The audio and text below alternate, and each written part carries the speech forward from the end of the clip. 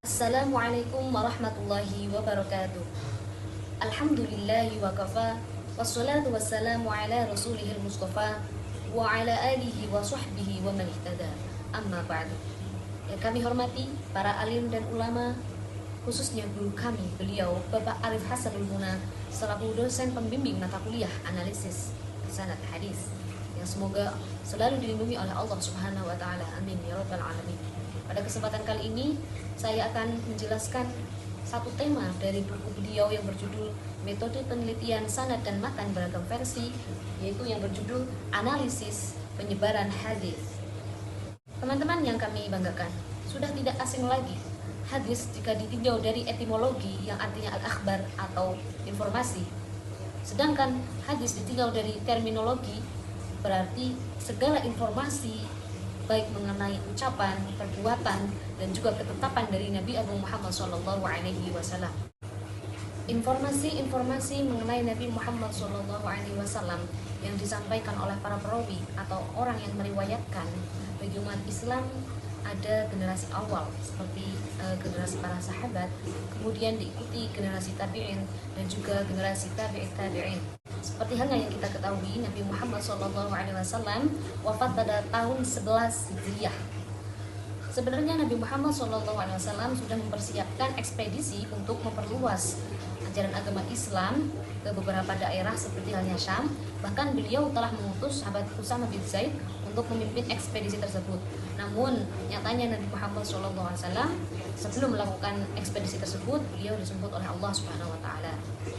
Pasca wafatnya Rasulullah SAW, sahabat Abu Bakar As-Siddiq mempunyai inisiatif untuk meneruskan ekspedisi yang diinginkan oleh Nabi Muhammad SAW.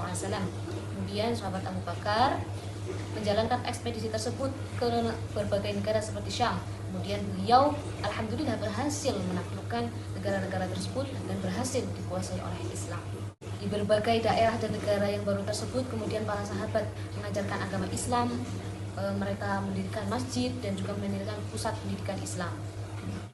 Berdasarkan hal tersebut, maka kita bisa mengetahui bahwa penyebaran ajaran agama Islam bahkan sudah dimulai sejak era sahabat. Para sahabat tidak hanya terkonsentrasi di kota Madinah saja, bahkan mereka rela keluar dari Madinah untuk mengajarkan ajaran agama Islam ke berbagai daerah yang lain dan juga negara-negara yang lain. Keadaan inilah yang kemudian menjadi faktor munculnya pusat-pusat kajian keislaman yang dimotori oleh para sahabat, yang kemudian akhirnya diteruskan oleh generasi-generasi setelahnya. Setidaknya ada 9 daerah kekuasaan Islam yang menjadi pusat penyebaran kajian Islam dan juga penyebaran hadis-hadis. Seperti halnya yang sudah ada di bagian ini. Yang pertama yaitu ada di kota Madinah, kota Makkah, Kufah, Basrah, Syam, Mesir, Afrika yang meliputi Maghrib dan Andalus, Yaman, dan juga Khurasan. Kota pertama yaitu Madinah. Madinah merupakan tempat terpenting bagi penyebaran hadis karena disinilah Rasulullah SAW melakukan aktivitas dan membangun masyarakat Muslim. Di kota ini juga para sahabat banyak menyaksikan langsung sabda Nabi Muhammad. Sahabat tersebut seperti Abu Bakar, Utsman, Abu Hurairah, Aisyah, Abdullah bin Umar, Abu Sa'id Al-Khudri, dan Zaid bin Thabit. Madinah terus menjadi pusat penyebaran dan transmisi hadis Rasulullah sampai pada masa Malik bin Anas. Kota kedua yaitu Mekah. Pasca Rasulullah wafat, tidak banyak sahabat generasi tua yang tinggal di Mekah, karena sahabat yang berdomisili di Mekah kebanyakan adalah sahabat yang baru masuk Islam saat terjadinya Fatu Makkah pada tahun 8 Hijriah. Sahabat yang berperan dalam penyebaran hadis di kota Makkah adalah sahabat Abdullah bin Abbas. Periwayatan hadis terus berlangsung di Mekah hingga awal abad ketiga Hijriah.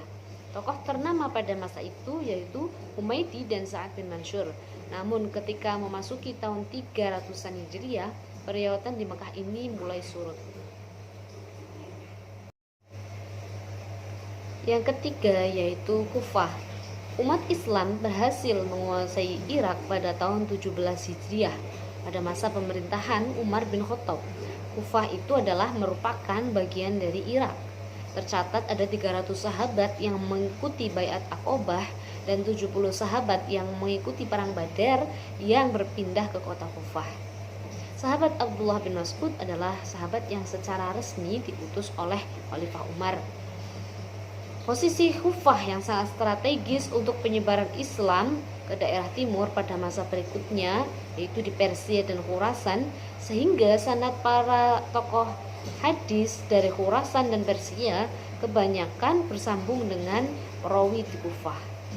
Penyebaran hadis terus berlanjut sampai memasuki abad ke-4 Hijriah di daerah Kufah ini.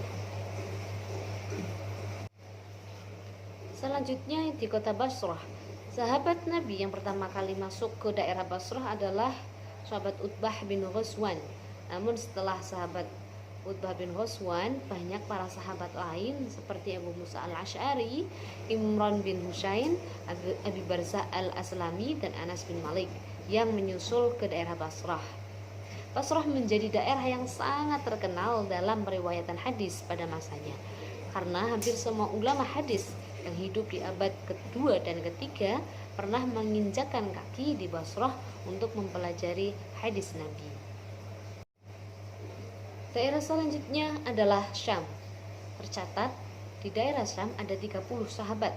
Di antaranya yang termasuk adalah Bilal bin Rabah, Abu Ubaidah Amir bin Jarrah, Mu'adz bin Jabal, Khalid bin Walid, Abu Darda, dan Muawiyah bin Abi Sufyan. Syam menjadi ibu kota pemerintahan Islam pada masa pemerintahan Umayyah, sehingga banyak perawi hadis yang mengunjungi negeri ini dan hanya berlangsung hingga abad ketiga Hijriah saja, yaitu pada masa kehidupan Hisham bin Ammar bin Abdurrahman bin Ibrahim. Penyebaran hadis selanjutnya berada di daerah Mesir. Sahabat Amr bin As berhasil menguasai Mesir pada masa Khalifah Umar bin Khattab. Sahabat yang berpindah ke daerah ini banyak sekali, seperti sahabat Ubadah bin Smith, Zubair bin Awam, Miqdad bin Aswad, dan Abdullah bin Amr bin Ash. Pada masa tabi'in, aktivitas periwayatan hadis di Mesir juga sangat marak, yaitu diantaranya pada masa Amr bin Haris.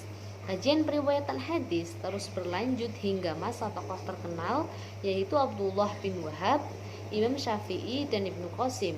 Peran Mesir sebagai pusat kajian hadis mulai berkurang di saat Ubaidiyun yang beraliran Syiah menguasai Mesir, yaitu pada tahun 358 Hijriah. Selanjutnya ada daerah Afrika yang meliputi Maghrib dan Andalus. Daerah Afrika ini juga meliputi Maroko, Aljazair, Tunis, dan Libya. Para sahabat Nabi mulai banyak yang tinggal di daerah tersebut sejak tahun 27 Hijriah. Tokoh terkenal yang sering memimpin perluasan di daerah Afrika adalah sahabat Uqbah bin Nafi. Sahabat yang berdomisili di Afrika tercatat sebanyak 45 orang pada saat itu. Faktor terpenting bagi perkembangan periwayatan hadis di Afrika adalah pendirian kota Kairouan oleh sahabat Uqbah bin Nafi pada tahun 50 Hijriah.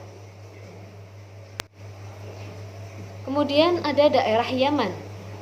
Sahabat yang diutus ke Yaman adalah sahabat Mu'adz bin Jabal, Abu Musa al-Asy'ari. Meskipun dakwah mereka mendapatkan sambutan yang baik, namun mereka tidak menetap di daerah tersebut. Sehingga kemudian penduduk desa tersebut langsung menemui Rasulullah di kota Madinah. Generasi tabi'in yang masyhur dalam periwayatan hadis di Yaman adalah antara lain Wahab bin Munabbah, Hammam bin Munabbah, Aus bin Kisan, dan lainnya. Generasi berikutnya yang menghidupkan periwayatan hadis adalah Ma'mar bin Rashid yang asalnya itu dari Basra, akan tetapi kemudian beliau berdomisili di Yaman. Yang terakhir yaitu Khurasan. Nama daerah Khurasan pada masa itu meliputi Balkh, Herat, Mashtad, Naisabur, hingga daerah Transoksiana seperti Merv, Dermit, Toskent, Bukhara, dan Samarkand. Sahabat Nabi yang tinggal di sana adalah sahabat Buraidah bin Husayb al-Aslami, Abu Barzah al-Aslami, dan kemudian Abdullah bin Hazim al-Salami. Tokoh kenamaan di daerah Khurasan seperti contohnya di daerah Bukhara terdapat Isa bin Musa Ghanzar, kemudian Abu Abdullah bin Muhammad bin Ismail al-Bukhari. Di daerah Samarkand ada Abdullah Ad-Darimi, Muhammad bin Nashr al-Marusi. Dan di daerah Firyab terdapat Muhammad bin Yusuf al-Firyabi yang merupakan murid dari Imam Sufyan As-Tsauri, kemudian Qadhi Ja'far Muhammad al-Firyabi. Bagian selanjutnya yaitu analisis penyebaran periwayatan hadis al-israf. Dalam menganalisa penyebaran suatu hadis, kita bisa melakukan beberapa tahap. Yang pertama yaitu dimulai dari masa Rasulullah yang tinggal di Madinah. Cara yang kedua yaitu bisa dimulai dari perawi yang diduga kuat mulai menyebarkan secara formal hadis tersebut, yang mana dimulai dari penyusun kitab hadis. Cara pertama dilakukan jika memang jalur sanad tidak bermasalah dan hadis berkualitas hasan atau sahih, sehingga dapat dipastikan bahwa periwayatannya menyebar ke berbagai daerah. Namun, jika jalur sanadnya bermasalah baik dhaif atau maudhu, maka lebih baik dengan cara kedua. Dengan cara kedua ini, peneliti berupaya untuk menyelami apa yang dipikirkan oleh para penyusun kitab hadis ketika dihadapannya terhadap data-data para perawi yang berasal dari berbagai daerah dan apa kiranya yang akan ia lakukan.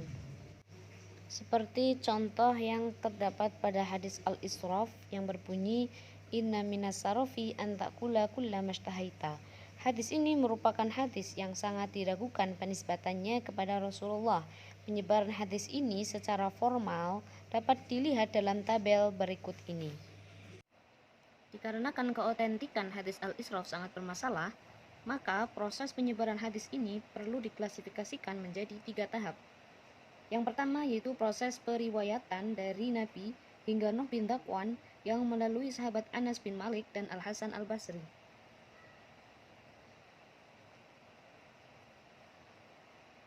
Kemudian proses periwayatan kedua, proses periwayatan dari Nuh bin Dhakwan hingga Al-Baqiyah al-Walid yang melalui Yusuf bin Abi Katsir.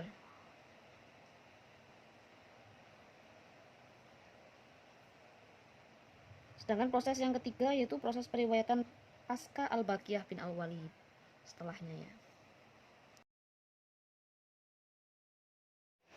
Pada periwayatan tahap pertama yang mana proses periwayatan dari Nabi hingga Nuh bin Dhakwan yang melalui sahabat Anas bin Malik dan Hasan al-Basri merupakan proses periwayatan yang secara historis tidak dapat dipertanggungjawabkan.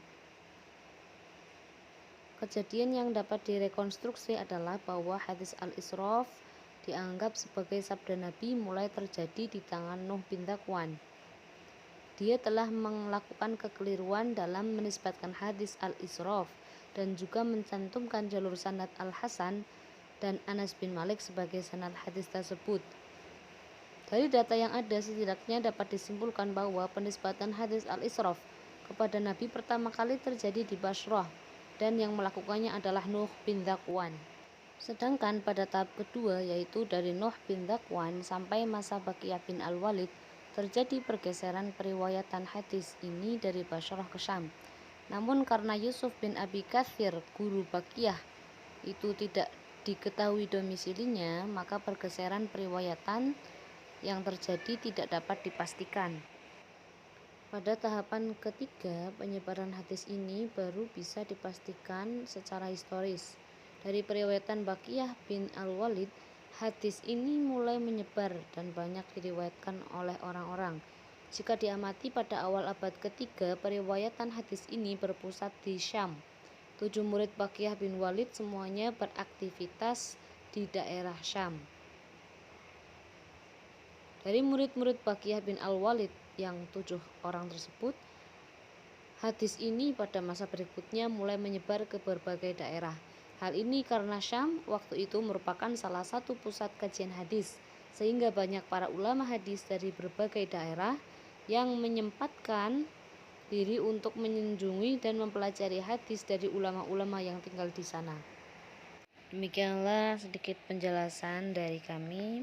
Mudah-mudahan bermanfaat, dan apabila ada kesalahan mohon dikoreksi. Untuk kesimpulannya yaitu tersebarnya tokoh-tokoh penting dalam meriwayatkan hadis Nabi sudah terjadi pada masa atau pada era sahabat. Para sahabat tidak hanya terkonsentrasi di kota Madinah saja, melainkan para sahabat tersebar ke berbagai daerah kekuasaan.